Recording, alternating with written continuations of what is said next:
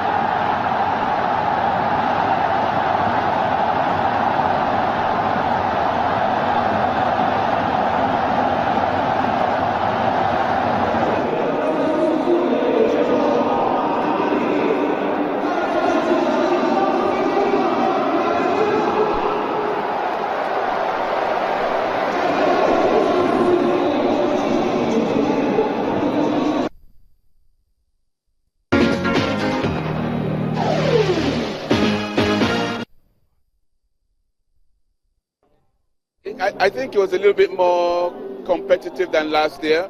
A lot more interesting. It's a shame that he only went to 2 sets. We're looking forward to 3 sets, but it just shows how far this competition has come and the quality of players that are beginning to come to this competition. So at the end of the day, it just augurs well for this competition and for Lagos in particular. It's one of the things that's on the table that we're looking at, but even in having an academy, yes, you can have the structure, but we have to be very, very honest. Do we have the technical expertise? So that's what we're looking at now. It may not be in this country. So in setting up an academy, you need to look at everything, and then it's not something that you wake up overnight and then you just put on ground. Everything has to be in place. Again, you're setting up an academy.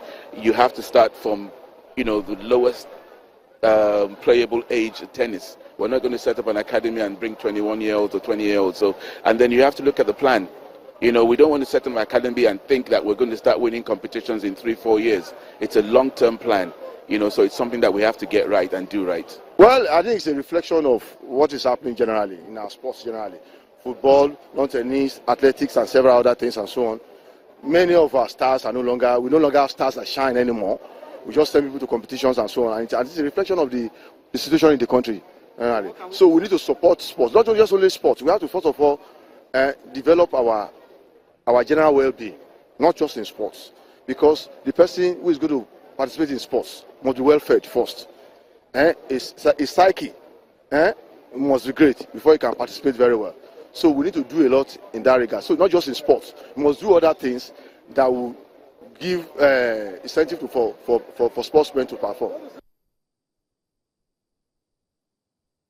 Yeah, if you're participating in sports, you have to be well fed. That's the way it is. It has to start from somewhere. But I love what Dejitunbu said, talking about the fact that he said they already have it as one of the programs to actually have a tennis academy, because Lagos State has been sponsoring this Governor's Cup for like 16 years. Just imagine they have an academy whereby you can groom players, from the age of 3. It may not happen right now, as he said. Over time, you can actually have players who are so competitive that, look, no matter the kind of players that will come on, they will definitely be able to get something out of that. Okay, talk about WTA finals now. No Serena Williams are there, so it's kind of a bit watered down. And no Maria Sharapova 7-match ban. But you have some of the top players actually there. Angelique Kerber, she won her first game in a group.